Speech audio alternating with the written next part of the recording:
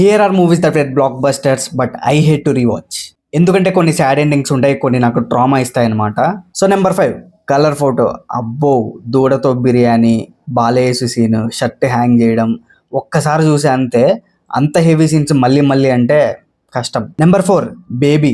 వాడు birthday gift కింద ఇచ్చిన శారీని వేరే వాడి దగ్గరికి వెళ్ళేటప్పుడు కట్టుకోవడం ఏంటో, వెళ్ళడం కూడా కాదు, డ్రాప్ చేయమని ఇన్ని అడుగుతుంది. ఆ అమ్మాయి లోపల ఉంటే బయట ఈడు పాట పాడడం ఏంటో కష్టం. నెంబర్ 3 ఉప్పెన.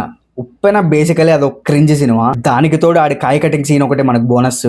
థియేటర్లోనే లేచి వచ్చేద్దాం అనుకున్నా. నెంబర్ 2 సీతారామం. చాలా బాగుంటుంది, బ్యూటిఫుల్ విజువల్స్, లీడ్ యాక్టర్స్ చింపేస్తారు, తోప్ మ్యూజిక్ ఉంటుంది.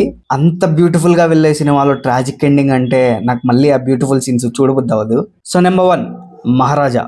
క్రేజీ మూవీ, స్క్రీన్ ప్లే అయితే మామూలుగా ఉండదు, కానీ ఆ చైల్డ్ సెక్షువల్ అబ్యూస్, అబ్బో డ్రామా. నాకు child molestation, child sexual abuse మీద సినిమాలు అంటేనే చూడలేను నేను. కానీ నాకు స్టోరీ ఇది అని తెలియకుండానే చూసి ట్రామటైజ్ అయిన సినిమాలు చాలా ఉన్నాయి. Like Gargi, highway, love story. Love story అయితే అబ్బో, లవ్ స్టోరీ అని స్టార్ట్ చేస్తే శేఖర్ కమ్ముల గారు మొలెస్టేషన్ అనే టాపిక్ని ఇంక్లూడ్ చేశారు. అబ్బో, కంప్లీట్ కూడా చేయలేదు నేను సినిమాని. ఆ సినిమా జోలికి కూడా వెళ్ళే తర్వాత. అండ్ సిద్ధార్థది చిన్న కూడా నాకెవరో చెప్పారు ముందుగానే ఈ టాపిక్ మీద సినిమా అని, అటు సైడ్కి కూడా పోలే నేను. సో అది మ్యాటర్. బేసిక్గా నేను కొంచెం సెన్సిటివ్, ఇలాంటి టాపిక్స్ తీసుకోలేను అనమాట. మీకు ఇలాంటి సినిమాలు ఏమైనా ఉన్నాయా, సూపర్ హిట్ అయ్యి రీవాచ్ చేయలేదు మళ్ళీ ఒక్కసారి కూడా అనే సినిమాలు ఉంటే కింద చెప్పండి.